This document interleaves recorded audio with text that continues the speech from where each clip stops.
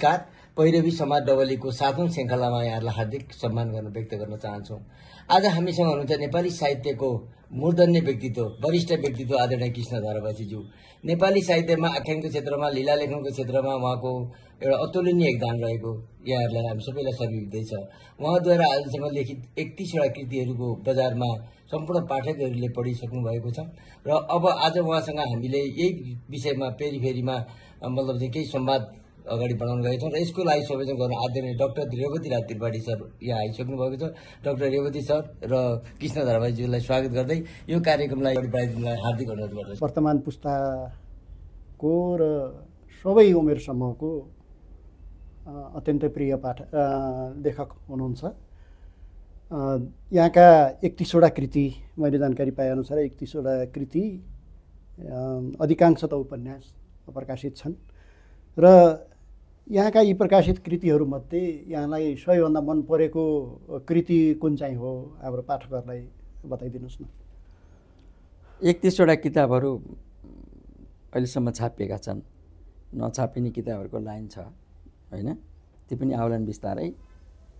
अब तीमध्ये अब लेखक आफैलाई चाहिँ कुन मन पर्यो भन्ने यो प्रश्नमा चाहिँ मेरो पहिलो छापिएको उपन्यास 56 सालमा शरणार्थी हो। त्योभन्दा पहिला अरू विधाका छापिए तापनि उपन्यास चाहिँ पहिलो त्यो थियो र अहिलेसम्म पनि मलाई मनपर्ने चाहिँ त्यही हो, शरणार्थी उपन्यास। शरणार्थी पुस्तकको मूल पात्रको नाम? शरणार्थी उपन्यास अब त्यो प्रयोगवादी खालको भएको छ। नेपाली साहित्यमा हामीले एउटा साहित्यिक सैद्धान्तिक लेखन गर्दछौँ, लीला लेखन भनेर, र लीला लेखनको सैद्धान्तिक आधारमा टेकेर बनिएको किताब हो त्यो शरणार्थी हो कि। र त्यसमा चाहिँ अब बहु पात्रहरू हुन्छन्, के अरे नायकहरू हुन्छन् हो कि। र त्यसमा चाहिँ विभिन्न 3 प्रकारका पात्रहरू त्यहाँ छन्। एक किसिमका पात्र छन् अरूका कथाका पात्रहरू, जस्तो इन्द्रबहादुर राईको जयमाया आफू मात्र लिखा पानी आइपुगे भन्ने कथाको मूल पात्र जयमाया चाहिँ, त्यो जयमाया चाहिँ मूल पात्रको रूपमा यो उपन्यासमा आएकी छन्। र अरू पनि विभिन्न उपन्यास, शिरीषको फुलका उपन्यास, मुगलान गोविन्दराज भट्टराईको मुगलानको उपन्यास, ध्रुवचन्द्र गौतमको ज्यागा उपन्यास होइन, यस्ता थुप्रै अरू उपन्यासका पात्र पनि त्यहाँभित्र छन्। अनि केही पात्र चाहिँ समाजका पात्र, साँच्चैका पात्रहरू, समाजमा भएका साँच्चैका व्यक्तिहरू जो अहिले पनि छन् कतिजना, ती पनि त्यसमा पात्र छन्। र अरू चाहिँ केही पात्र चाहिँ लेखकले आफै जन्माएका पात्र छन्। त्यस कारण त्यहाँभित्र 3टा पात्र, कुनै अर्को कथाकारले कल्पना गरेका पात्र, समाजका वास्तविक पात्र र त्यो उपन्यासको लेखकले आफूले कल्पना गरेका पात्र, 3 खालका पात्रहरू एकै ठाउँ छन् र ती एकै ठाउँ एउटै बजारमा छन्। पाठकले पढ्दाखेरि लेखकले नै छुट्याइदिएको हुनाले यी वास्तविक, यी काल्पनिक, यी अरू लेखकका पात्र हुन् भन्ने थाहा हुने हुन्छ। अन्यथा त्यो नपढी किताब पढ्यो भने ती जम्मै एउटै धारमा कुदेका छन्। त्यो लेखन त्यो भयो र त्यसको चाहिँ प्रयोगवादी तरिकाले भएको हुनाले नेपाली उपन्यासमा एक किसिमको टर्निङ पोइन्ट जस्तो पनि मानिन्छ त्यसलाई, त्यो उपन्यासलाई। त्यहाँदेखि यता त अब त्यो धारका थुप्रै कृतिहरू अरूद्वारा पनि लेखिँदै आएका छन्। र भनेपछि प्रस्तुत उपन्यास फिक्सन र नन फिक्सनको फ्युजन जस्तो पनि छ। त्यहाँ पत्रकारिताका कुरा पनि आउँछन् होइन, अब कथाका कुरा पनि आउँछन्, त्यहाँ नाटक जस्तो पनि छ। अब विभिन्न विधाहरूको मिश्रण पनि देखिन्छ त्यहाँ। वास्तविक घटना पनि त्यसमा छन्, घटना वास्तविक पनि छन्, काल्पनिक पनि छन्, सबै। यहाँलाई लेखक बन्न प्रेरणा चाहिँ केले गर्यो? त्यो त प्रेरणा भन्दा पनि कस्तो भने, स्कुलमा पढ्दाखेरि कक्षा 5मा चाहिँ विद्यार्थीलाई ल भोलि शुक्रबार एक-एकवटा लेखेर ल्याऊ भनेर एकजना सरले भन्नुभयो। हस्त परियार हुनुहुन्थ्यो हामीलाई पढाउने, उहाँले चाहिँ एउटा सबैले कविता के लेखेर ल्याऊ भन्नुभयो। अनि यो त मैले धेरै ठाउँमा भनेकै कुरा हो। अनि के लेख्ने थाहा थिएन। एउटा रमाइलो नानी भन्ने किताबको सारा लगियो, सुनाइयो, सरले राम्रो ल्याइछस् भन्नुभयो। अर्को हप्ता फेरि लग्यो, फेरि सारियो, फेरि राम्रो। मैले 1 वर्षभरि सारेछु होइन, कहिले पनि किन यसो गरिस् भन्नु भएन। अनि पछि हाई स्कुल 6 क्लासमा हाई स्कुलमा जाँदा पनि सारेरै लगेँ, त्यहाँ त थाहा पाएछन्। हस्तचलले थाहा नपाएको त थिएन होला, नयाँ केटाकेटी लेखोस् भनेको थियो होला। हाई स्कुलमा गएपछि चाहिँ अब थाहा पाएपछि चाहिँ एकजना चित्रसेन भण्डारी भन्ने दाइ हुनुहुन्छ, अहिले पनि माथिल्लो कक्षाको हुनुहुन्थ्यो, त्यहाँ पनि एउटा सारेर लगेर सुनाएको। त्यो त उहाँहरूले पढ्ने किताबको सारेछु क्या मैले। 8 कक्षाको कथा सारेर लगेर सुनाएको छु मैले। उहाँले मलाई थर्काउनु भयो, कहाँ कन्सिरी तान्नु भयो। अनि के गरेर लेख्ने त भनेको, आफै पो लेख्ने हो त, यसरी त जसले पनि लेख्छ भन्नुभयो। अनि त्यहाँदेखि म आफै लेख्न थालेँ। त्यस कारण मलाई आफै लेख्ने प्रेरणा दण्डपूर्ण ढङ्गले चित्रसेन भण्डारी दाइले दिएको हो क्या खासमा। हजुरको एउटा कृति अक्षरको आकाश हो क्यारे, हजुर, अक्षरको आकाश। त्यसमा आमाले पुस्तक किन्नलाई यहाँलाई सहयोग गरेको, अनि त्यहाँबाट यो लेखन कार्यमा चाहिँ आमाको अत्यन्तै महत्त्वपूर्ण भूमिका रहेको, प्रोत्साहन दिने किसिमको वातावरण उहाँले क्रिएट गरिदिनु भएको भन्ने कुरो त्यहाँ व्यक्त भएको छ। त्यो वास्तविकै नै त होला नि? होइन, त्यो त घरमा त के हुन्थ्यो भने अब आमा त अक्षर चिन्नुहुन्न थियो, बुवा त अब पुरानो प्रकारको पढाइको आधारले बुवा त शिक्षकै हुनुहुन्थ्यो नि त। तैपनि अब आमा आफू पढ्न नजान्ने भएपछि अब बुवासँग उहाँको त्यो के हुन्थ्यो र, होइन, बुवाले पढेको सुन्नुहुन्थ्यो होला। मसँग त भन्न मिल्यो। अनि आमाले चाहिँ एक दिन चाहिँ कहाँबाट मुनामदन भन्ने किताब बजारमा 1-2 रुपियाँमा पाइन्थ्यो क्या, हाटमा त्यतिकै फैलाएर बेच्थ्यो। अनि त्यो लानुभएछ, अनि मलाई पढ्न लाउनु भयो। अनि मैले पढेर सुनाएँ। लय त आमालाई थाहा थियो, त्यो कण्ठ थियो, त्यो लय त हातको मैलो सुनको थैलो भन्ने त आमाहरूलाई लय रहेछ त थाहा, त्यो त अब झ्याउरे लय हो नि त। त्यही लयमा गीत पनि गाउँदो रहेछ उहाँहरू त उहिले। अनि यस्तरी पो पढ्नुपर्छ त भनेर भन्नुभयो, लय पनि सिकाउनु भयो आमाले। अनि मेरो काम चाहिँ आमालाई मुनामदन पढेर सुनाउने अनि रुने। आमा पनि रुने, म पनि रुने क्या। त्यो कथै त्यस्तै छ नि, होइन। अब पछि त्यही हुँदै त्यही मात्रै त पढिएन, अरू पनि पढ्न थाल्यो। तेरो स्कुलका किताबका कथा पढ भन्नुहुन्थ्यो, पढ्यो। गर्दै गएपछि अब आमाले चाहिँ मलाई केही न केही पढ्न लाउने, सुना भन्ने, अनि तँ पनि लेख भन्ने, लेखेर सुनाइदिन्थेँ। गर्दै अब त्यहाँ घरभित्र पनि वातावरण आमाद्वारा एउटा साहित्यिक वातावरण भनौँ क्या, लेख्ने खालको नि।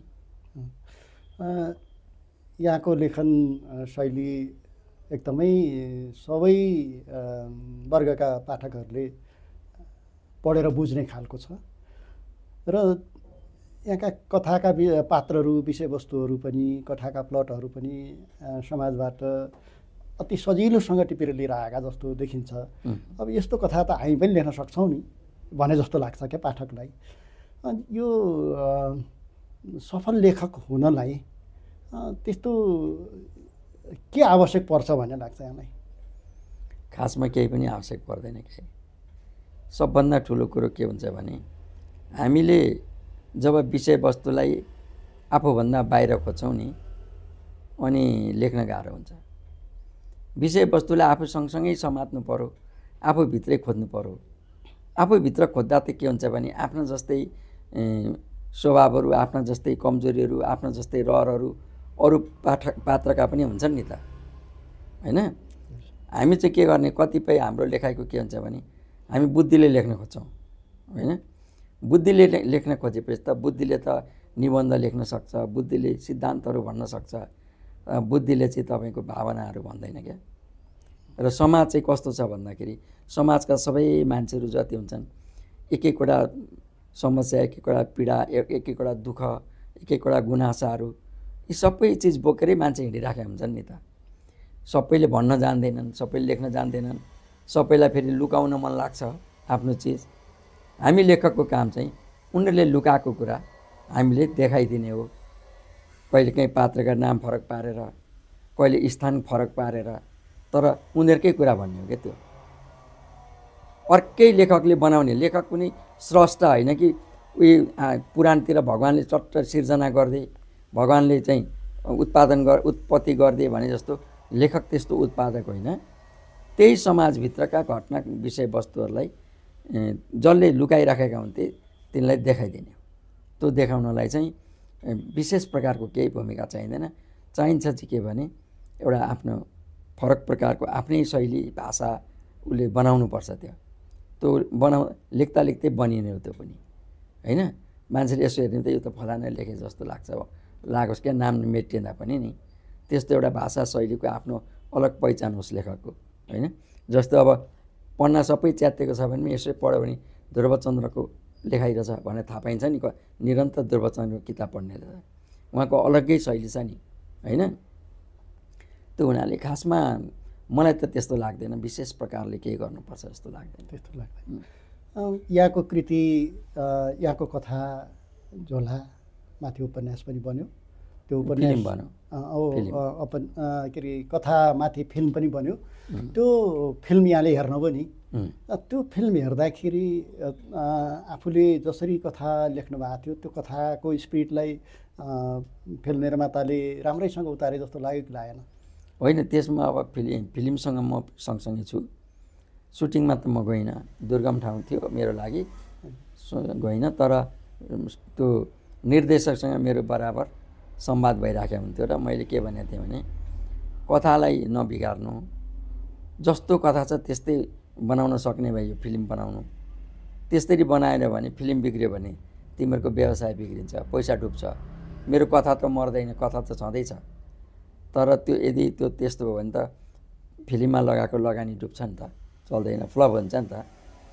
त्यसो हुनाले अनि नेपाली फिल्ममा एउटा नयाँ प्रयोग पनि हुन्छ जहाँ चाहिँ अब फिल्म हुनलाई चाहिँ धेरै मरमसलाहरू हाल्ने चलन थियो। अचेल अलि त्यो फरक परेको छ है। पहिला त के हुन्थ्यो नि, यतिवटा गीत हुनुपर्छ, यतिवटा नाच हुनुपर्छ, यतिवटा फाइट हुनुपर्छ होइन, द्वन्द्व यस्तो उस्तो भन्ने खालको सिद्धान्तका फिल्म बन्थे। ती सामाजिक खाल मान्छेको जीवनलाई बोकेर आँखा हुँदैन थियो खास प्रकारले नि त्यस्ता फिल्मले। यो फिल्म बनेको नि 12 वर्ष त भयो। अनि नेपाली फिल्म एउटा नयाँ ट्रेन्ड सुरुवात गर्नु भन्ने क्रममै हुँदाखेरि त्यो भयो।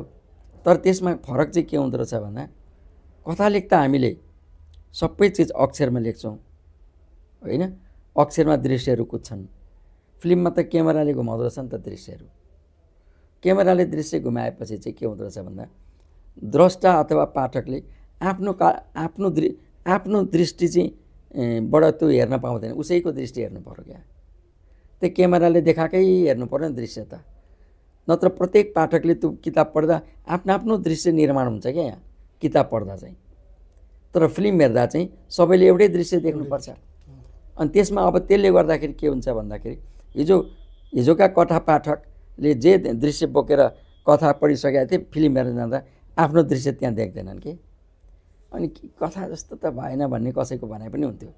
तर त्यहाँ मैले अनुभव गरेको संवादहरू ती सबै कथाअनुसारकै कुदेका छन्। तर के भने पुरा कथाको संवादहरू चाहिँ आउँदो रहेछ, त्यो क्यामेराले धेरै टाइम खाँदो रहेछ। संवादभन्दा पनि त्यो दृश्यले चाहिँ धेरै समय खाँदो रहेछ त्यो फिल्मको नि। त्यस कारण त्यो कथालाई पुरा कथा नभए पनि कथाका बिचबाट संवादहरू निर्माण गर्यो। तर ती संवाद चाहिँ कथाभित्रै अथवा लेखकले लेखेकै संवादहरू नै त्यहाँ प्रयोग भएका छन्। त्यो कथाको त व्याख्या गर्ने आफ्नो दृष्टिकोण हुन्छ नि। स्क्रिप्ट राइटरले त्यसलाई कसरी बुझ्यो, कथालाई कसरी लियो भन्ने कुरा नै त्यहाँ रिफ्लेक्ट भएको हुन्छ। अनि यहाँलाई लेख्नलाई समय हुन्छ नि, बिहान दिउँसो अथवा साँझ, कुन समय धेरै लेख्न मन पराउने समय कुन चाहिँ हो? अब पहिला त के थियो भने अब कर्मचारी जागिर खाइन्थ्यो। जागिर खाएपछि 10-5 त अब मेरो लागि लेख्ने समय थिएन। त्यसो भएपछि मैले चाहिँ धेर जसो म राति लेख्थेँ होइन। खाना खाएर अब सबै सुतेपछि मेरो चाहिँ लेखाइ हुन्थ्यो, लेख्न थाल्थेँ। र जहिले पनि मेरो चाहिँ सामान्यतः म चाहिँ राति 1 बजे मात्रै सुत्थेँ, विद्यार्थी हुँदा पनि पछि जागिर खाँदा पनि लेखक हुँदा। अब अहिले चाहिँ फुर्सद भएकोले दिउँसो पनि बिहान पनि जति बेला पनि लेख्ने भयो हो कि। तर त्यति बेला जति बेलासम्म म जागिर खान्थेँ त्यति बेलासम्म मेरो लेखाइ चाहिँ राति हुन्थ्यो। तर कुन समयमा लेख्दाखेरि अलि राम्रो लेखेँ, भाषा पनि अलि राम्रो आयो, शब्दहरू पनि राम्रो फुरे, अनि कुन समयमा बस्दाखेरि अलि बनाउनु पर्यो भन्ने जस्तो त्यस्तो अनुभूति हुँदैन? मलाई त कहिले पनि हुँदैन। म त के हुन्छ भने अब यो कति कुरा चाहिँ यो आफूले भनेर पनि बुझाउन सकिँदैन क्या कति चिज नि। जस्तो कसैले योगमा बसे मलाई ध्यान लाग्यो भन्छ नि कसैले, उनीहरूले ध्यान लाग्यो भनेको म बुझ्दिनँ क्या। किनभने त्यो ध्यान कसरी लाग्छ भने नि मलाई थाहा छैन। भनेपछि उनलाई ध्यान लाग्यो भन्दा जुन मजा आउँछ मलाई थाहा हुँदैन भने जस्तै मैले भन्दाखेरि म लेखकले भन्दा अर्को मान्छेले बुझ्दैनन्, त्यो अनुभूति गर्दैनन् भनौँ। अब मलाई चाहिँ कस्तो हुन्छ भने लेख्न बसेपछि म चाहिँ कुनै ध्यानीले ध्यान लाग्यो भने जस्तो मलाई लेखन लाग्छ क्या खासमा है। भन्नाले म केही पनि थाहा पाउँदिनँ खासमा, ती छेउमै भएका चिजहरू पनि थाहा हुँदैन, टाइम बितेको पनि थाहा हुँदैन। अनि किनभने त्यो म लेख्दैछु भन्ने थाहा हुँदैन नि त। त्यो अब पहिला हातले लेखिन्थ्यो थाहा हुँदैन, त्यो पन्ना पल्टेको पनि थाहा हुँदैन थियो होइन। लेखिन्थ्यो कति पेज, एकै 20-30 पेज लेखेर मात्रै ब्रेक लिइन्थ्यो पहिला पनि। अब अहिले त कम्प्युटरमा हुन्छ, कम्प्युटरमा पनि अब अमलाले काम गरिरहेछ, अब गइराखेको छ। ध्यान त यो यसमा पनि छैन नि ध्यान त। अमला आफ्नो खुसीले कुदेका हुँदो रहेछन्, ध्यान त यहाँ कुदिरहेको हुन्छ। त्यो यस्तो सम्झ्यौँ कि त्यो टेलिभिजनमा समाचार आउँदा तल समाचार कुद्छ नि अक्षर होइन, हो त्यस्तो यहाँ कुदे जस्तो लाग्छ क्या। यसरी त्यो वाक्यहरू नि कुदे जस्तो लाग्छ नि, त्योभन्दा माथि चाहिँ दृश्य छ जस्तो। जस्तै टेलिभिजनमा दृश्य र तल समाचार कुदे जस्तो, माथितिर दृश्य अनुभूति हुन्छ, तल अक्षर कुदे जस्तो लाग्छ होइन। अनि त्यो लेखिरहन्छ थाहा पाइँदैन। अनि त्यो थाहा नभएपछि त कति बेला लेख्यो, कस्तो लेख्यो, कुन समयमा लेख्यो भन्ने भएन। र एक ठाउँमा पेज चाहिँ ठ्याप्पै त्यो लाइन गए जस्तो अड्किन्छ। हेर्नुहोस् मेरो चाहिँ है, लेख्दै गएको ढ्याप्पै अड्किन्छ। अड्केपछि उठेर हिँडे भइहाल्यो। अब त्यहाँबाट घिस्रेर बन्दैन त्यो चिज। र धेरै जसो चाहिँ मैले लेख्दाखेरि के भएको छ नि, मैले धेरैपल्ट रिराइट गर्दिनँ छु। रिराइट नगर्नुको कारण पनि छैन, केही पनि छैन। तर मलाई पहिलो लेखन नै धेरै प्रतिशत नै मलाई चित्त बुझिहाल्छ। अब पछि छाप्ने बेलासम्म जाँदा अलिअलि त मिलाउनुपर्छ। त्यही हो। त्यो पनि जस्तो पहिला हातले लेखेर अनि टाइप गर्दाखेरि त त्यसलाई त अब वाक्य संरचना मिल्यो कि मिलेन, टाइप गर्नेले अब कसरी गर्थ्यो भन्ने कुरा हुन्थ्यो। अब अहिले त आफैले टाइप गर्ने भयो हुनाले त्यो करेक्सनको त्यसलाई सुधासुधी हेर्न पर्ने अवस्था पनि त्यति साह्रो नहोला। होइन, त्यो त के हुन्छ भने त्यो आफ्नो लेखनको धुनमा अक्षर गल्ती अक्षर पनि औँला त गइसकेका हुन्छन् नि त। लेखिसकेपछि हेर्नु त पर्यो त्यहाँ, किनभने कहिले त्यो लेख्ने धुनमा रसो र दीर्घमा पनि ध्यान गरिँदैन क्या, जतासुकै भए पनि। त्यो त एउटा कुरा भयो। अब रिराइटै चाहिँ गरिँदैन। म अब त्यो मिलाउँदै जाँदाखेरि एउटा शब्दहरू त्यहाँ त्योभन्दा यो शब्द ठिक होला भन्ने लागेर शब्द मिलाउने हो। तर पुरै त्यो पुनर्लेखन गर्ने खालको माथिदेखि नै मिलाउने चाहिँ मैले गर्नु परेको छैन, गर्दिनँ म त। अब यो हजुरको कृतिमा एउटा लीलालेखन भन्ने छ। यो लीलालेखन भनेको कुरा के हो पाठकलाई? यो त अब भेग सिद्ध सैद्धान्तिक कुरा हो। यसमा हामीले यति एकछिनमा यसको केही पनि कुरा भन्न जानिँदैन होइन। फेरि यसको खासमा त्यो गणितको सूत्र जस्तो पनि छैन नि त यो चिज। यो त व्याख्याबाट मात्रै बुझाउन सक्ने विषय छ। जस्तो हामी केटाकेटीमा यो रामलीला, कृष्णलीला भन्ने नाटक हेर्थ्यौँ नि। अब त्यो लीलाको अर्थ त्यस्तै त होला नि। खासमा के हो भने लीला जुन शब्द हो नि त, हामी पूर्वको मान्छेहरूलाई त लीला शब्द नयाँ होइन नि। किनभने हामीले बच्चैदेखि सुनेका छौँ नि त। अहिले तपाईँले भनेको पनि त त्यो सुनेर भनेको नि रामलीला, कृष्णलीला होइन। भनेपछि पुराणहरूमा प्रयोग भएको शब्द हो नि त यो, हाम्रो आध्यात्मिक ग्रन्थहरूमा प्रयोग भएको शब्द। र त्यो शब्दले हामीलाई सजिलै के बुझाउँछ, लीला भनेको त खेल हो भन्ने बुझाउँछ नि त सिधै होइन। रामलीला भने रामले नाटक गरेका भने हेर्थ्यौँ नि पहिला होइन, नाटकै त थियो नि त्यो। भन्नाले लीलाको शाब्दिक अर्थ भनेको खेल हो, खेल्नु होइन। खेल भनेको के हो भन्दाखेरि खेल भनेको त गम्भीर विषय कहिले पनि हुँदैन। खेलमा गम्भीरता भन्ने हुँदैन। खेलुन्जेल गम्भीरै हुन्छ। खेलिसकेपछि अन्तिम सिटी बजेपछि त्यो गम्भीरता सकिन्छ नि त। हारे पनि जिते पनि, हार्यो यार भने घर गइन्छ, जित्यो भने गइन्छ। तर त्यो रिसिभ पनि हुँदैन, मुद्दा पनि बनेर जाँदैन होइन। त्यो जितको अहम पनि सदाकाल रहँदैन कि। त्यो खास समयमा त्यो गम्भीरतापूर्वक खेलिन्छ होइन। खुट्टा भाँचिन्छन्, हात भाँटिन्छन्, रिसारिस हुन्छ, मान्छेले ग्राउन्डमा मुकामुकी गर्छन्, जे पनि हुन्छ। तर अन्तिम सिटी बजेर मैदानबाट बाहिर निक्लिँदा त सरी हातसात मिलाएर होइन, यस्तै हो खेल्यो है, ल है बधाई छ भन्दै जित्नेलाई हार्नेले बधाई दिँदै छाती मिलाउँदै गइहाल्छन् भन्नाले दीर्घकालसम्म कुनै लामो प्रभाव त्यो हुँदैन नि।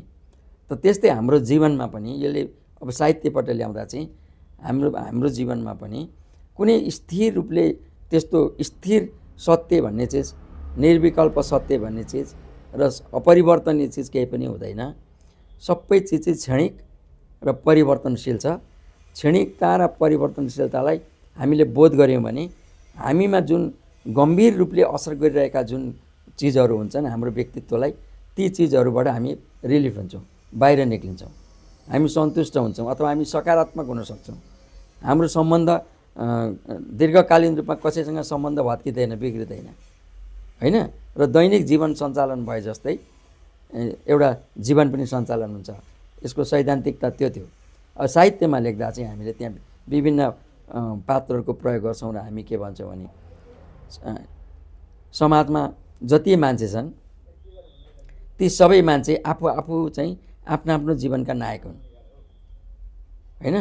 अर्काको कमजोर पात्र भइदिनका लागि यो संसारमा कोही जन्मेको छैन के। हरेक व्यक्ति उसको जीवनको नायक हो। त्यसकारण उसले आफ्नो जीवनलाई नायकीय रूपमै, नायकीय भूमिकामै उसले आफ्नो जीवन स्थापित गर्छ। यहाँ प्रधानमन्त्री हुने मात्र नायक अथवा गाउँ विकास समितिको अध्यक्ष नायक अथवा फलानु नायक, स्कुलको हेडसर नायक भने जस्तो होइन।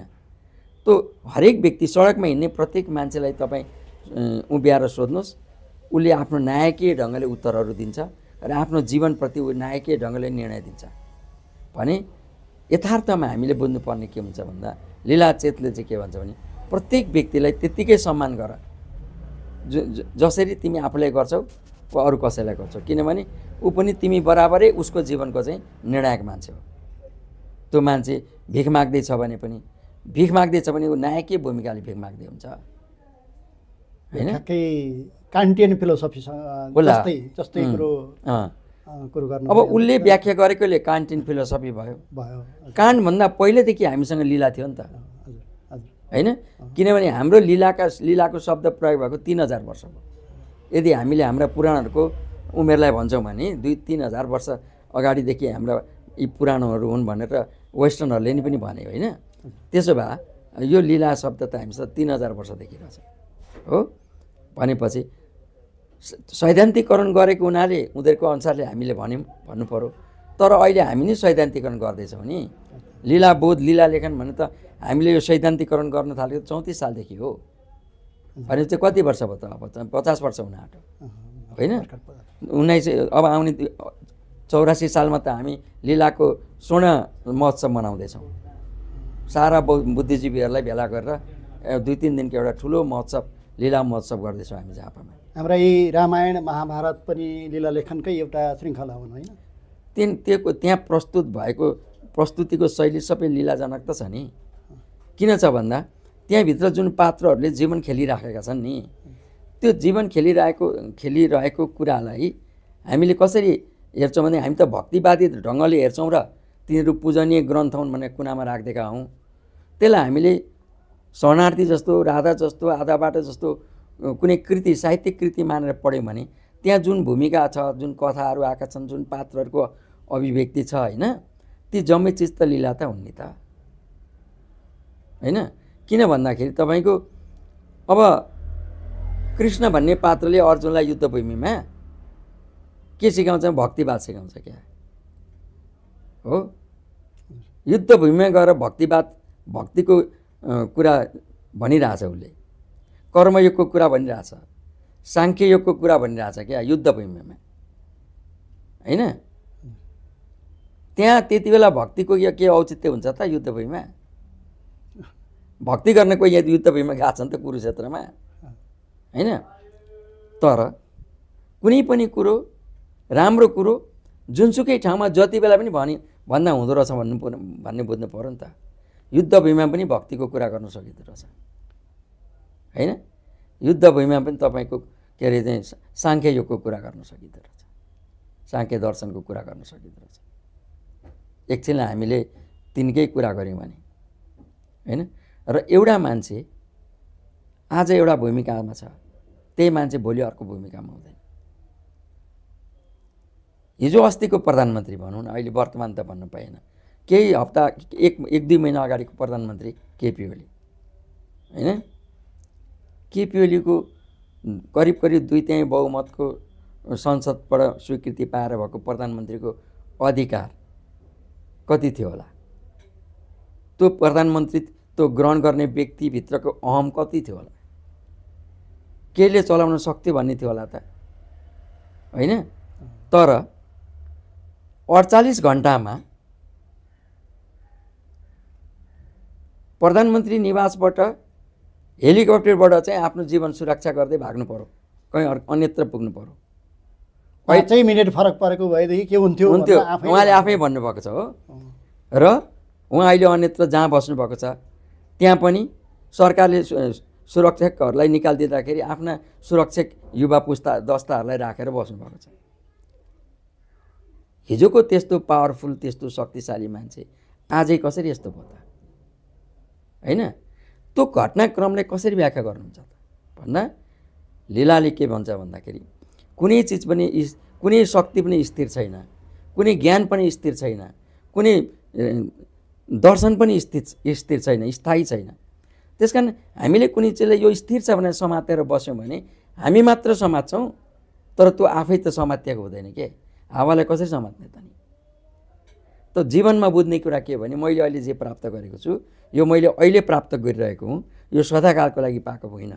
त्यस कारण यसमा मैले अहम गर्नु हुँदैन, घमण्ड गर्नु हुँदैन, यसलाई समातेर बस्नु हुँदैन र यो नै मेरो व्यक्तित्वको चिज होइन।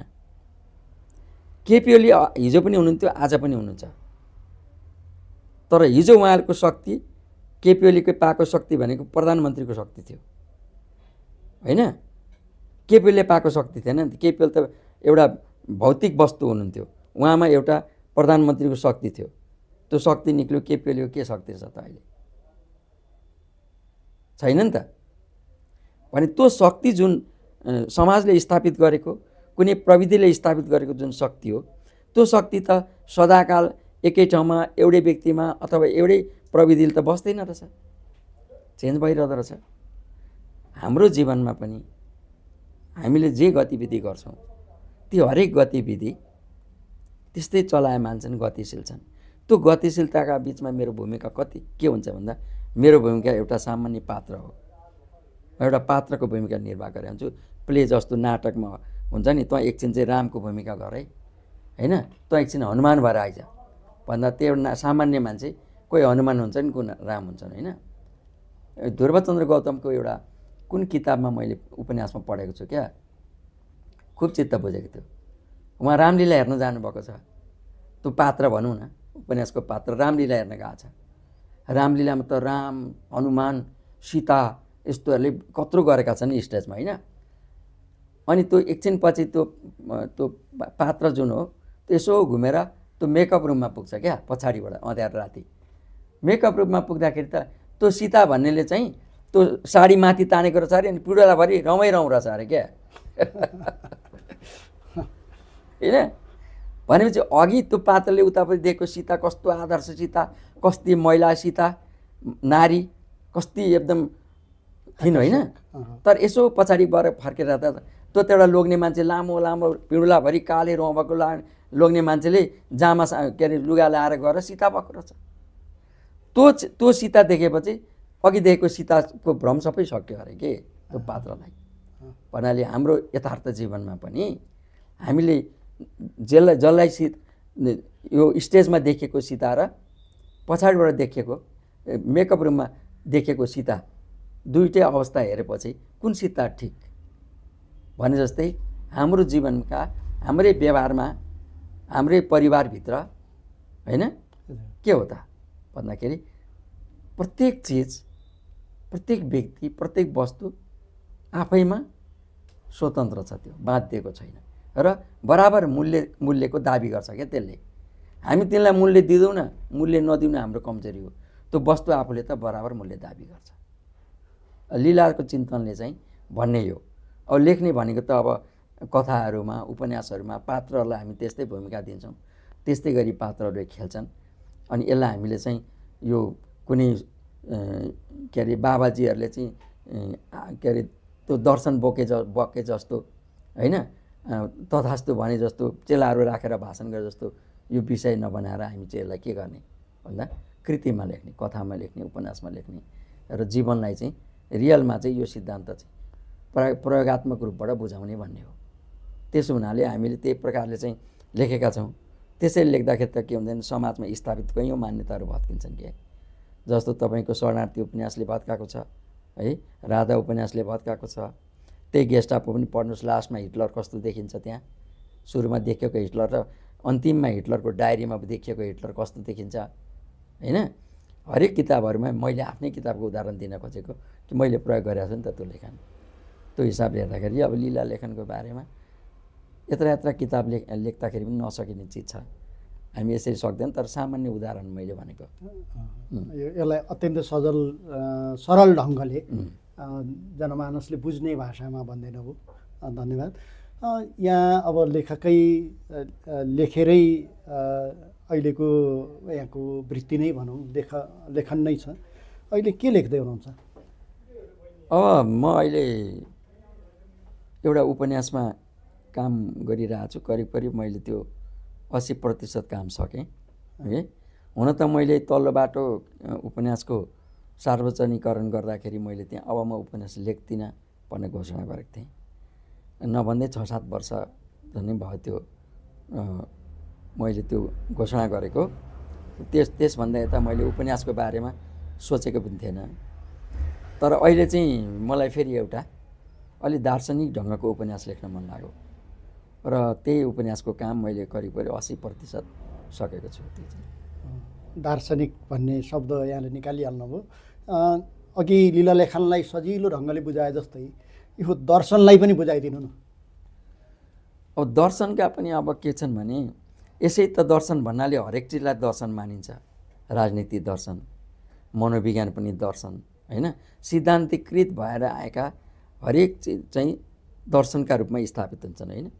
उत्तर आधुनिकतावाद भनौँ त्यो पनि दर्शनै मानिन्छ है। राजनीति दर्शन त यसो हुनाले त्यो दर्शन शब्द जुन छ त्यो शब्द चाहिँ के अरे सिद्धान्तीकृत भएर बुझिने एउटा दर्शन छ। अर्को त्यो परिभाषाभन्दा बाहिरको एउटा चेतना छ जसलाई हामी फेरि दर्शन भनेर पनि बुझ्छौँ क्या। त्यो हुनाले खासमा दर्शन चाहिँ के हो भने, मेरो विचारमा दर्शन चाहिँ कस्तो भन्दाखेरि अघि भनेकै जस्तो हो के। जस्तो कसैले अब एउटा विषय समाज छ अनि त्यही विषयको विशेषज्ञता हासिल गर्छ, त्यसबाट उसले रोजगारी पनि होला, गृहस्थी पनि चल्ला, उसको पहिचान पनि स्थापित होला है। तर मैले बुझ्न खोजेको दर्शन चाहिँ जीवनबोध होइन। हामी हाम्रो जीवनलाई कसरी के अरे त्यसलाई चाहिँ प्रस्तुत गर्छौँ क्या, कसरी प्रस्तुत गरिरहेछौँ र त्यो प्रस्तुतिको शैली के हो। हाम्रो प्रत्येक व्यक्तिको आफ्नो मौलिक दर्शन पनि छ। उसको जीवन प्रस्तुत गर्ने उसको आफ्नो जुन शैली हो त्यो उसको आफ्नो दर्शन हो, त्यो हो कि। त्यस कारण कुनै पनि मान्छे एउटै घरभित्र पनि सबैजना दाजुभाइ दिदीबहिनी पनि उनीहरूको जीवन प्रस्तुति नै आफ्नो आफ्नो हुन्छ नि त होइन। भन्नका लागि तुलनात्मक रूपमा हामीले के भन्छौँ भन्दा यसले यो गर्न जानेन, त्यो गर्न जानेन, ऊ गर्न जानेन भन्छौँ। तर जान्नेले चाहिँ के गरेको हुन्छ त?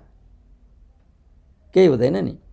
खासमा के हो भने दर्शनको मूल्य चाहिँ मलाई के लाग्छ भने, जुन मान्छेले आफूलाई आफै म विशेष हुँ भनेर अहम बोक्दैन र उसले एउटा सबै यो समाज, यो संसारमा जो अरू जस्तै म पनि त्यति नै मात्रै हुँ, यदि मैले केही विशेष गर्दैछु भने त्यो विशेष कालका लागि गरेको हुँ, तर सदाकालको लागि म विशेष होइन भने उसले बुझेर जति रूपमा उसले आफूले सामाजिकरण गर्न सक्छ, सामान्यीकरण गर्न सक्छ, त्यो सामान्यीकरण गर्न सक्नु नै जीवनको सबभन्दा ठुलो दर्शन हो। हाम्रो समस्या चाहिँ आफूले सामान्यीकरण गर्न नसक्नु हो कि हाम्रो समस्या। आफूले आफूलाई विशेष प्रस्तुत गर। तपाईँले मलाई विशेष देख्न पाउनुहुन्छ, जस्तो कि विशेष देखेर तपाईँ मसँग अन्तर्वार्ता अथवा संवाद गर्दै हुनुहुन्छ। तपाईँले मलाई विशेष देख्न पाउने तपाईँको स्वतन्त्रता सुरक्षित रहला। मैले नै म विशेष हुँ भन्न त मिल्दैन नि त होइन। जस्तो ल म के अरे रिक्सामा चढ्छु, हो कि, रिक्सामा चढ्छु। अहिले त त्यस्ता रिक्सा त्यति छैनन्। पहिला मान्छेले चलाउने रिक्सा हुन्थ्यो नि, म रिक्सामा चढ्थेँ। म जहिले सोच्थेँ क्या, महानन्द चोकबाट बिर्तामोड जाँदा म रिक्सामा चढ्थेँ। अनि रिक्सामा चढ्दाखेरि म त्यो चढ्नुभन्दा पहिला रिक्सावालालाई म दाइ नमस्ते भन्थेँ। अलमल्ल हुन्थ्यो, बिस्तारै नमस्ते फर्काउँथ्यो। अनि म रिक्सामा चढ्थेँ। अनि गफ गर्दै जाँदा बिर्तामोड पुग्दा त्यो मेरो साथी जस्तो भएको हुन्थ्यो क्या है। अनि म उसलाई पैसा दिन्थेँ, खुसीले लिन्थ्यो। म किन त्यसो गर्थेँ भने म त कुनै नेता त होइन नि, त्यसले मलाई भोट दिनेछ भनेर मैले भोट मागेको पनि होइन। त्यस्ता कति रिक्सामा चढ्थेँ, सबैसँग सधैँ एउटै रिक्सामा चढ्दिनँ त्यता। तर मलाई के लाग्थ्यो भन्दा यो रिक्सा चलाउने विशेषज्ञ चाहिँ ऊ हो होइन। म त रिक्सामा बस्ने मान्छे हो नि त। अनि मलाई के लाग्थ्यो, किताब लेख्ने बेलामा म विशेषज्ञ हुँ, लेखक। त्यो रिक्सा हाँक्नेले किताब लेख्न सक्दैन, तर म पनि रिक्सा त हाँक्न सक्दिनँ नि त होइन। त ऊभन्दा म कसरी विशेष भएँ त? उसको पछाडि बसेर पैसा दिन सक्छु भन्दैमा म कसरी विशेष भएँ त? ऊ त उसको विषयको त विशेषज्ञ मान्छे हो नि त। ऊ रिक्सा राम्रो चलाउन सक्छ, म राम्रो किताब लेख्न सक्छु। अर्को मान्छे राम्रो चाहिँ गाडी हाँक्न सक्छ, एउटा मान्छेले राम्रो व्यापार गर्न सक्छ। छ र त टिकेको छ त त्यो, न त त्यो टिक्ने थिएन नि त। भनेपछि त कोही मान्छे कोहीभन्दा विशेषै होइन नि, आफ्नो आफ्नो विशेषताको छ, तर त्यो अर्काले देख्ने विशेष हो क्या। स्वयं म विशेष हुँ भन्नु पर्दैन नि त। हामी चाहिँ समस्यामा कहाँ छौँ भने आफैले म विशेष हुँ भनिदिने हो क्या होइन। कुनै मान्छेले, जस्तो मलाई के लाग्छ नि, कुनै मान्छेले उतातिर पश्चिमतिर चाहिँ यो युरोप अमेरिकातिर चाहिँ त्यति प्रयोग गर्दो रहेछन्। यता हाम्रोतिर चाहिँ इन्डिया नेपालतिर चाहिँ त्यो कसैले पिएचडी गरेर पनि अगाडि डाक्टर डा लेखेको हुन्छ नामको अगाडि होइन, आफैले लेख्या हुन्छ क्या। त डाक्टर भनेको त विशेषज्ञ भयो क्या। त अब एउटा मान्छेले चाहिँ तपाईँको उपियाँमाथि पिएचडी गर्यो होला क्या, तर उसले अगाडि डाक्टर लेखेपछि सबैको डाक्टर भयो त? म डाक्टर साहबले भन्नुहुनेछ भन्छन् नि त। उहाँले उपियाँमा पिएचडी गरेको छ भने अनि त्यहाँ उहाँले घरले बाख्राको बारेमा चाहिँ कसरी भन्न सक्नुहुन्छ त? अर्थ भयो त त्यसको होइन। र पहिला त के थियो भने त्यस्तो चलन थियो नि। बिए कृष्ण श्रेष्ठ भन्ने एकजना हुनुहुन्थ्यो क्या हाम्रो धरानमा। उहाँ धरानमा पहिलोपल्ट बिए पास गरेको अरे कृष्ण श्रेष्ठले। अनि धरानका मान्छेले उहाँको अगाडि अरूले भनिदिएको क्या उहाँलाई, बिए कृष्ण भन्दा बिए कृष्ण। इब्ने सफी बिए भन्ने एउटा उपन्यासकार थिए इन्डियामा। इब्ने सफी उनको नाम हो, बिए चाहिँ उनले पास गरेका थिए क्या। त्यस्तो एउटा चलन थियो, नामको अगाडि वा पछाडि आफ्नो डिग्री राख्ने। अझ त्यो चलन छैन, तर अझै पनि डाक्टर राख्ने चलन अझै देख्छु म यहाँ है। त्यो डाक्टरले त के गर्यो भने अरू मान्छेको अरू क्षेत्रमा विशेषज्ञता हासिल गर्ने मान्छेलाई पनि त्यही एउटा डाक्टरले थिचेन त। उहाँ त डाक्टर साहब भइहाल्नु भयो त। अरू चाहिँ उहाँले जुन विषयमा ज्ञान गर्नुभएको छ त्यो एउटा हो, अनि 99 त खाली छ त। उहाँले ज्ञान प्राप्त नगरेका 99 त बाँकी छन् नि त। एउटामा उहाँले गरेको हो नि त। 100 को दाबी कसरी गर्छ त एउटा डाक्टर लेख्नेले? गरेको हुँदैन। भन्नाले त्यो के भन्दा आफूले आफैलाई विशेष प्रस्तुत गर्ने हुँदा हामी ठोक्कै गर्छौँ बाटोमा क्या, मिल्दैनौँ। किन ठोकिनु पर्यो त? कसैले कसैलाई विशेषज्ञ देख्न पाउने उसको हक सुरक्षित छ, तर स्वयं आफैले विशेषज्ञ भन्यौँ भनेपछि के भयो त भन्दाखेरि हामीले जीवनको दर्शनै बुझेनौँ क्या। जीवनको दर्शनलाई हामीले ठुलो भन्नु परेन, यति मात्रै बुझ्नुपर्छ कि दर्शन भनेको के हो भने आफूलाई तपाईँ अङ्ग्रेजीमा भन्दा जस्तो लो प्रोफाइल भन्छन् नि, हाई होला उसको, अरूले देख्दा हाई होला क्या उसको प्रोफाइल। ऊ आफैमा त के हाई त? मलाई पनि रुन मन लागिहाल्छ, भोक लागिहाल्छ, दिसा पिसाब लागिहाल्छ, भुँडी पनि दुखिहाल्छ, घाँटीमा टन्सिल पनि भइहाल्छ, भात खान मन पनि लाग्दैन, कहिलेकाहीँ सपनी रातभरि निन्द्रै लाग्दैन मलाई पनि अरूलाई जस्तै। के विशेष भयो त भन्नु? छैन नि विशेष। त्यसैले मैले बुझेको दर्शन भनेको चाहिँ हामी सबै बराबर। यो पृथ्वीमा जन्मिँदैछु भन्ने थाहा थिएन होइन, मर्दैछु भन्ने पनि थाहा हुँदैन। थाहा पाउनुभन्दा पहिले मरिसकेको हुन्छ, उसले मरेको थाहै पाउँदैन। जस्तो कि निदाइएको थाहा पाइँदैन। अब जन्मिँदै गर्दा पनि जन्मिँदैछ भने त्यसलाई त जन्मिँदा पनि थाहा थिएन। बिचमा सबैको भेट भयो, आइयो गयो, सक्यो त। यसमा तँ ठुलो म सानो के हुन्छ? ठुलो सानो त अघि भनियो त, एकैछिनमा एउटा मान्छे राष्ट्रपति हुन्छ, एकछिनपछि तँ छैनस् भन्दा सक्यो। छैनस् भन्ने त हो, सबैले छन् भन्नुन्जेल भयो, छैनस् भन्दा सक्यो। के बुझ्यो त? अब यहाँले मैले लेख्नै चाहेको यो चाहिँ लेख्न भ्याएको छैन भन्ने त्यस्तो भएको छ? जे कुरा मैले लेख्न चाहेको भ्याएको छुइनँ भन्ने लाग्थ्यो त्यो चाहिँ अहिले म लेख्दैछु क्या। होइन, अहिलेसम्मको मेरो चाहिँ मलाई यो विषयमा जुन विषय अहिले म लेख्दैछु यो लेख्न मन लागेको चाहिँ मलाई राधा किताब लेखिसकेपछिदेखि नै यो विषयमा मलाई लेख्न मन थियो। भनेको करिब 60को दशकमा 2060 सालदेखि नै यो अहिले जुन चाहिँ म लेखिरहेको छु यो चाहिँ मलाई 60 सालदेखि नै लेख्न मन थियो। तर बिचमा अब त्यसको लागि धेरै पढ्नुपर्ने थियो क्या। मलाई पढ्ने फुर्सद थिएन, के थिएन, अरू किताबहरूको काम गर्दा गर्दा यो धेरै पर्थ्यो। अब अहिले आएर चाहिँ म चाहिँ के छ भने पहिला जस्तो म धेरै बाक्लो लेख्दिनँ, लेख्छु आर्टिकलहरू लेख्छु। अब मैले त्यति कथाहरू लेखेको छुइनँ, आख्यानहरूमा त्यति काम गरेको छैन। यो चाहिँ आख्यानकै रूपमा आउँदैछ आउनु चाहिँ। अनि अहिले म चाहिँ पातलो लेखनलाई म अलिक पातलो पनि किन पार्दैछु भने बाक्लै लेख्दाखेरि धेरै कुराहरू दोहोरिँदा पनि रहेछन्। अनि विचार पनि त पातलिन्छ नि त होइन। एउटा मान्छेले आफ्नै अनुभव लेख्ने त हो नि होइन। भनेपछि त्यो लेखेकै हुरुरु त्यो समुद्रको पानी जस्तो आउने चिज पनि होइन। त्यो खास समयसम्म आएपछि त्यो आफै कम हुँदै जाने नै हो। त्यसले अहिलेसम्म मलाई यो चाहिँ लेख्न बाँकी छ भन्ने लागेको जुन चिज थियो त्यो म लेख्दैछु है। त्यस हुनाले अब मलाई अहिले चाहिँ यो लेखिसकेपछि फेरि के आयो भने पछिको कुरा हो। अब चाहिँ करिब मेरो के छ भने मैले लेख्न चाहेको बिट मार्ने ठाउँमा छु क्या म।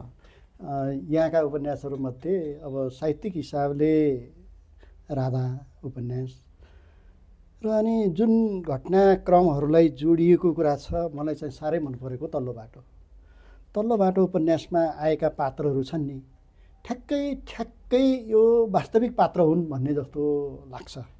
त्यसमा कतिको सत्यता छ? त्यसमा अब पात्रका नामहरू परिवर्तन गरिएको छ होइन। हजुर।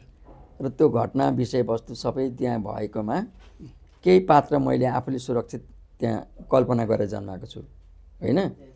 मैले यो किताब लेख्नुभन्दा पहिला करिब 10-12 जनाको नाम सङ्ख्या भनेको छु। त्यहाँ 10-12 जना युवकहरू त्यसरी नै अमेरिका पुगेर उहाँ इस्टाब्लिस भएर पेपरहरू बनाएका सुरक्षित भइसकेकाहरू, जस्तो अब कोही ग्रिन कार्डमा कोही नागरिकतामा पुगिसकेका मान्छेहरू र आफ्नो राम्रो व्यवसाय गरिरहेका मान्छेहरूबाटलाई अन्तर्वार्ता लिएर, टेलिफोन अन्तर्वार्ता भेटेर लिएर त्यसलाई रेकर्ड गरेर तिनीहरूको त्यो ट्राभलिङ स्टोरी जुन छ त्यहाँ त्यो नक्सा राखेरै त्यो यहाँबाट यहाँ भन्ने छ नि त्यो सबै हो। अब त्यसमा मेरो के कल्पनाशीलता पनि परेको छ, मेरो लेखन कला परेको छ, केही काल्पनिक पात्रहरू हालेको छु।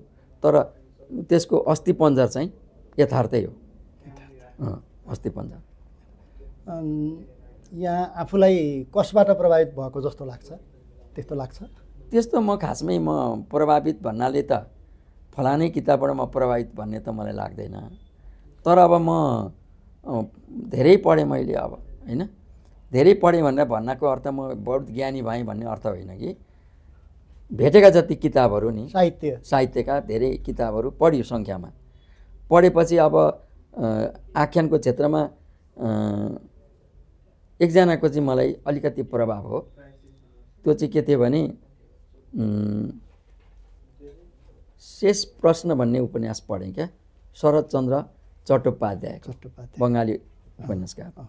त्यो मैले 34-35 सालमा पढेँ। त्यो उपन्यास पढ्दाखेरि चाहिँ त्यहाँ एउटा संवाद छ। त्यो एउटै संवादले मलाई चाहिँ प्रभाव गरेको। त्यहाँ के छ भने त्यहाँ एउटी कमल भन्ने पात्र छन्, महिला। ती बडा मुक्त पात्र छन् क्या, मुक्त महिला। अनि एउटा अर्को मान्छे छ, एउटा युवक पात्र छ। त्यो एउटा त्यहाँ संवाद बिर्सेँ। तर त्यो संवादले के भन्छ भने संवादमा त्यो मान्छेले के भन्छ भनेदेखि कुनै कुरालाई म अब गर्दिनँ भन्ने खालको कुरा गर्छ क्या, निषेध गर्छ। अब यो जे म गरेँ अब यहाँदेखि त गर्दिनँ भने जस्तो उसले संवाद बोल्छ। अनि त्यति बेला चाहिँ त्यो कमल भन्ने पात्रले के हुन्छ भने तिमीले भनेर कसरी हुन्छ तिम्रो जीवन त धेरै लामो छ त। आजै तिमीले यो गर्दिन त्यो गर्दिन त्यो गर्दिन त्यो गर्दिन भन्छ भने त तिमी यहाँदेखि त तिम्रो बाँच्ने के काम हो त नि? सकिहालेछ त तिम्रो लाइफ त, तिमी त अन्त्यमा आइहालेछौ त, अब किन बाँच्छ त? भन्नाले तिमीले कुनै कुरालाई तिमीले प्रतिज्ञा गर्छौ भने तिम्रो प्रत्येक प्रतिज्ञा टुट्दै जान्छन्, तिमी दुःखी हुन्छौ जिन्दगीमा। त्यस कारण तिमी प्रतिज्ञा नै नगर, जस्तो आउँछ स्वीकार गर्दै जाऊ। जीवन भन्ने त्यो भन्छ क्या त्यसले, त्यो कमल भन्ने पात्रले है।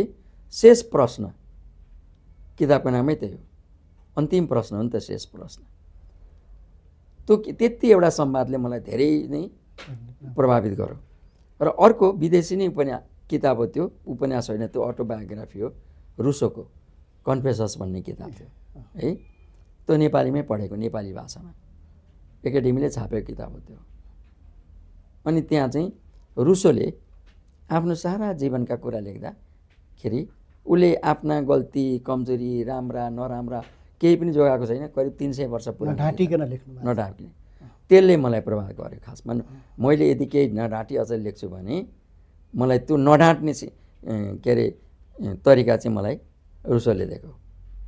मलाई पनि हजुरको यो आधा बाटो लगभग त्यो रुसोकै त्यो कन्फेसन कोही शैलीमा लेखिएको जस्तो लाग्छ।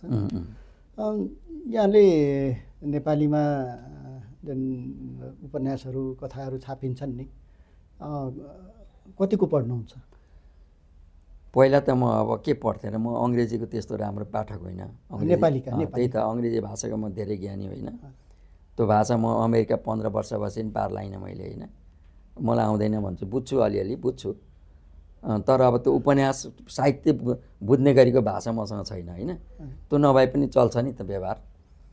तर हिन्दी र नेपाली चाहिँ को चाहिँ म राम्रो पाठक हुँ, किनभने हिन्दी लेख्न बोल्न त मलाई हिन्दी साहित्यिक भाषा नआए पनि म हिन्दीको पनि प्रथम के अरे प्रथम पाठक जस्तो हुन्छु क्या। त्यति राम्ररी हिन्दी बुझ्छु भन्ने मलाई लाग्छ। नेपाली त मेरै भयो नि त। त हिन्दीका माध्यमबाट आएका अनुदित किताबहरू जति रुसी साहित्य पढ्यो हिन्दीमै पढ्यो होइन। युरोपियन साहित्य जति पनि आए हिन्दी अनुवादका किताबहरू मैले पढेँ हुँ। मूल भाषाबाट मैले पढेको होइन, अङ्ग्रेजी पनि पढेको होइन, अनुवादै पढेँ हुँ। उनीहरूले पनि अनुवादै गरे हुन्थे होइन। र अर्को नेपाली, त्यति बेलासम्म त मेरो पाठक त्यही हो। तर यो 15 वर्ष जुन जो म एउटा वनवासमा थिएँ क्या, म 15 वर्ष है देशै छोडेर म बाहिर बसेँ नि 15 वर्ष। यो 15 वर्षमा चाहिँ नेपाली साहित्यमा आएका धेरै किताबहरू छुटे।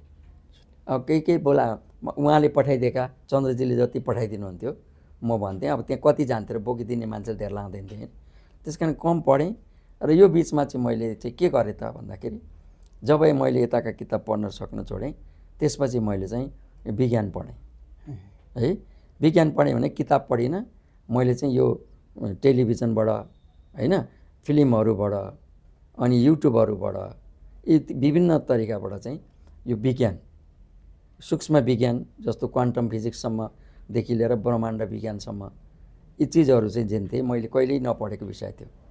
मलाई त्यो क्वान्टम फिजिक्सको बारेमा यो लीला लेखनमा इन्द्रबहादुरलाई कति चिज भन्नुहुन्थ्यो, मैले क्वान्टम बुझेकै थिएन खासमा। नबुझी म लीलामा लागेको थिएँ कि। पछि जब क्वान्टम बुझेँ अनि मलाई आश्चर्य लाग्यो, बाबा यी इन्द्रबहादुर राईले यो कहिले कति पढेका रहेछन्। हुन त त्यो क्वान्टमको सुरु भएको त 100 वर्ष भइसकेको थियो।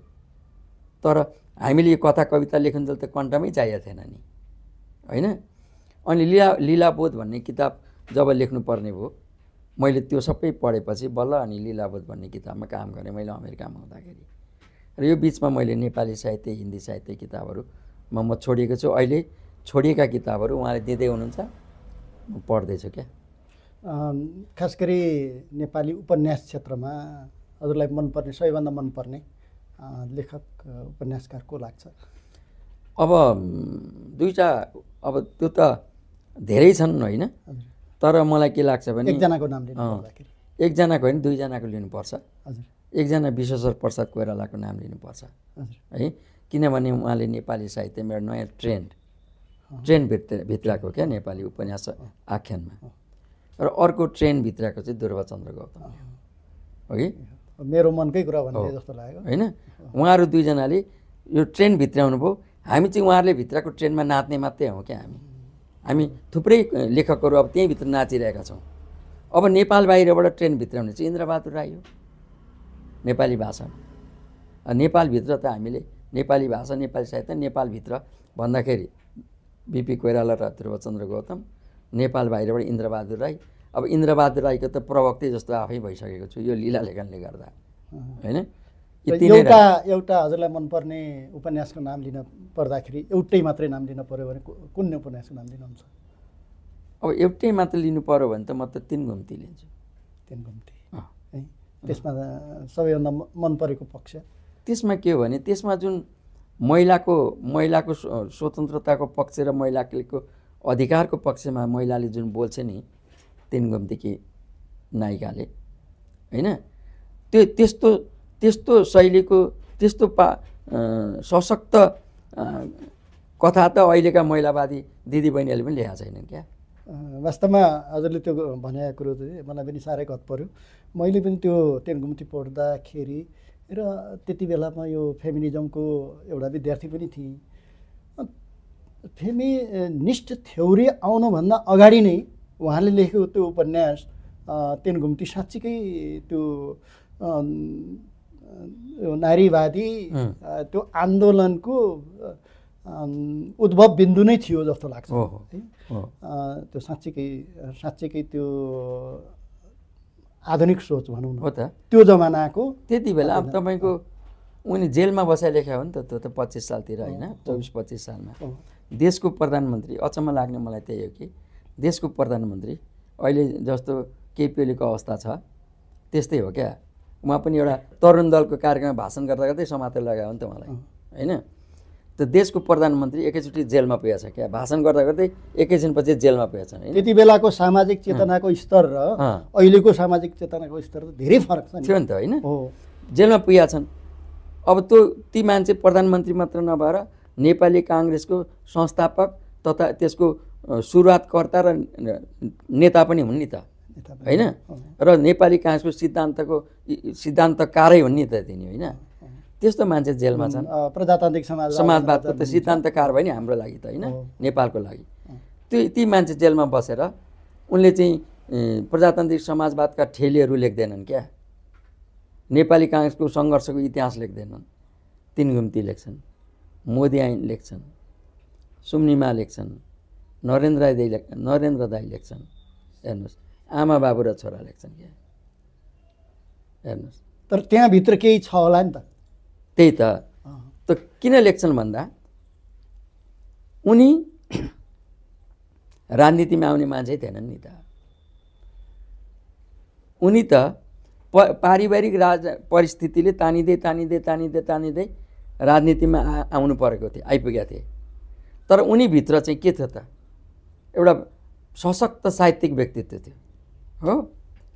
अब अहिले वर्तमान हामीले बोलिरहेको बेला पनि त बिपी कोइराला एउटा साहित्यकार मात्रै त बाँकी रहेको छन् नि त। राजनीतिक नेता राजनीतिक दार्शनिक बाँकी रहेछन् त त्यो काङ्ग्रेस पार्टीका लागि। त्यो काङ्ग्रेस पार्टीपट्टिबाट बिपीलाई हेर्दा बिपीलाई काङ्ग्रेसले साहित्यिक सिद्धान्तकार अथवा हाम्रो गौरवशाली नेता मानेको छ र छैन नि।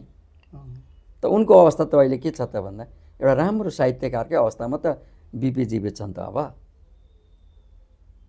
भन्नाले त नेपाली साहित्यमा लिएर आउनु पर्दाखेरि चुज गर्नुपर्छ पनि तपाईँ छान्नुहोस् भन्दा मैले दुईवटा फरक दृष्टिकोणका दुईवटा लेखक, एउटा ध्रुवचन्द्र गौतम जीवित हुनुहुन्छ, उहाँले दर्जन 40भन्दा बढी उपन्यास दिइसक्नुभयो। त्यति उपन्यास कसले दिएछ नेपाली भाषामा? हरेक उपन्यासले पढिसक्दाखेरि दिमाग घुमाइहाल्छ होइन। भनेपछि अर्को त उहाँ हो पारिपटा इन्द्रबहादुर राई। अब प्रायःजसो लेखकहरूका कृतिमा अघिल्लो कृतिको छाप पछिल्लो कृतिमा देखिरहेको हुन्छ र विषयवस्तुहरू पात्रहरू दोहोरिए जस्तो लाग्छ।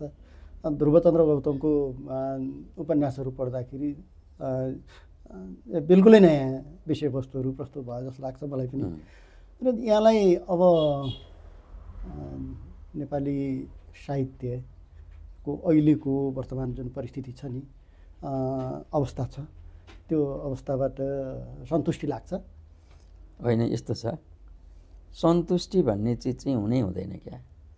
त त्यो अघि त्यो कमल भन्ने पात्रले भने जस्तै हो क्या, सन्तुष्टि भएपछि त अल्टिमेट भइगयो नि, 100 डिग्री भइहाल्यो नि तापक्रम, सन्तोषजनक छ भन्न होइन?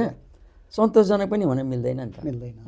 किन सन्तोषजनक भएपछि त अब किन काम गर्नु त, चित्त बुझिहाल्यो त नि, सक्यो नि त, क्लोज, होइन? त्यसो हुनाले प्रतिस्पर्धात्मक छ क्या। हामी त अब जस्तो हामी भनेको मेरो पुस्ता भने म पनि 65 वर्षको मान्छे भएपछि मेरो पुस्ता त माथि गइसक्यो क्या। अब हाम्रो पुस्ता त करिब करिब रेस्टिङ पुस्ता हो। अहिले जुन पुस्ता प्रतिस्पर्धामा आएका छन् उनीहरूमा हाम्रो पालाको जस्तो भने नि भयङ्कर कडा प्रतिस्पर्धामा छन् उनीहरू, किनभने उनीहरूलाई अहिले के भइसकेको छ भने हामीलाई जस्तो सजिलो छैन। अब उनीहरूकामा अहिले सामाजिक सञ्जाल नै यसरी बौलाएर आएको छ कि त्यो सञ्जाललाई जित्ने गरी उनीहरूले नयाँ कुरा दिनुपर्छ क्या, होइन? तपाईँको मैले धुरु रुने कुनै कथा कुनै बेला लेख्दा मान्छे रुन्थे भने नि, अहिले त्यो 3 मिनटको रिल हेरेर मान्छे रुन्छन्। त्यो आउँछ नि रिल यत्रो रिलमा स्टोरी, कस्तो खतरा स्टोरी आउँछ त। अनि त्योभन्दा राम्रो दिनलाई नयाँ मौलिक लेखकले त्योभन्दा राम्रो दिनलाई कस्तो धेरै त्यसले प्रतिस्पर्धामा भाग लिनुपर्छ। र अहिलेका पुस्ताहरूमा धेरै प्रतिस्पर्धा छ, धेरै उनीहरूलाई चुनौती छ र छिटै स्थापित हुन पनि साह्रो छ अहिले। अहिलेको विश्वको साहित्यको जुन स्तर छ नि त्योसँग तुलना गर्दाखेरि हामी कहाँनिर छौँ त्यो त म भन्न सक्दिनँ, किनभने विश्वको साहित्यको मलाई ज्ञान छैन, होइन? किनभने अब जस्तो भन्यो नि अङ्ग्रेजी साहित्यका कुरा गर्छन् यहाँ धेरै जसोले, सर्टिङ भएर पुराना किताबको कुरा गरेको देख्छु म, होइन? भर्खरै लेखेको नयाँ किताबको त अहिलेका हाम्रो नेपालका अङ्ग्रेजीका राम्रा पाठकले नि पढिहालेका हुँदो रहेछन् नि त। त अङ्ग्रेजी साहित्यमा त के अरे कति किताब होलान् त, कति शीर्षकका किताब होलान् भनौँ भने त त्यो त एआईले मात्रै भन्ला, हामी त जान्दैनौँ, त्यसले पनि भन्छै भन्दैन, हो कि? त्यसमध्ये सर्टिङ भएर आएका केही किताबहरू त चर्चामा हुन्छ नि संसारभरि, अनि सबै देशका सबै भाषामा हजारौँ लेखक हुन्छन्, केही लेखक स्थापित हुन्छन्, अरू त त्यही भिडभाडमै हुन्छन् नि त, हो? त हाम्रो साहित्यको स्तर अन्तर्राष्ट्रिय स्तरमा हाम्रो साहित्य कहाँ छ भन्ने यो प्रश्न भइरहन्छ। कहाँ छ भन्ने कुरा हामी अहिले किन भन्न सक्दैनौँ भने यहाँ छ भनेर उनीहरूले बुझ्ने भाषामा हाम्रो साहित्य पठाएकै छैनौँ कि, खास कुरा त्यो, होइन? अब हामी मिलाइ भएर अब हामी मिलेर हाम्रो चाहिँ भयङ्कर छ भनिरहन त पाइयो। तर हजुरको राधा उपन्यास अङ्ग्रेजीमा पनि अनुवाद भएको छ, त्यसको रेस्पोन्स कस्तो आइरह? त्यसको रेस्पोन्स त अब राम्रो छ, तर त्यहाँ दुईवटा समस्या भए अङ्ग्रेजीमा जाँदा। के समस्या भयो भने राधा किताबभित्र पनि एउटा कृष्ण भन्ने छ, किताबको बाहिर पनि कृष्ण छ क्या। त्यो पाठकले त्यो बाहिरको कृष्ण र भित्र कृष्ण एउटै हो कि अर्कै हो नि बुझेन क्या, समस्या त्यहाँ आयो। हेर्नुहोस् त्यो बेहुनै पाएन। मलाई सोधे नि त त्यो अङ्ग्रेजी पाठकले, एउटा एकजना प्रोफेसरले नि सोधे, इङ्ग्लिसको प्रोफेसरले, उनले पढे, मन पर्यो उनलाई किताब, तर यो तैँ होस् त त्यो भित्रको कृष्ण भन्छ क्या उसले, उसलाई बुझाउन कति गाह्रो होला त, होइन? भन्नाले एउटा प्राविधिक प्रकारले चाहिँ प्राविधिक कुराहरूले हामीले उनीहरूलाई बुझाउने गरी लान जानेका रहेनछौँ, एक। अर्को कुरा के हुँदो रहेछ भने अनुवाद जुन हुन्छ नि, अनुवाद चाहिँ अब अनुवादमा चाहिँ संस्कृति चाहिँ अनुवाद हुँदैन नि त, भाषानुवाद हुन्छ, होइन?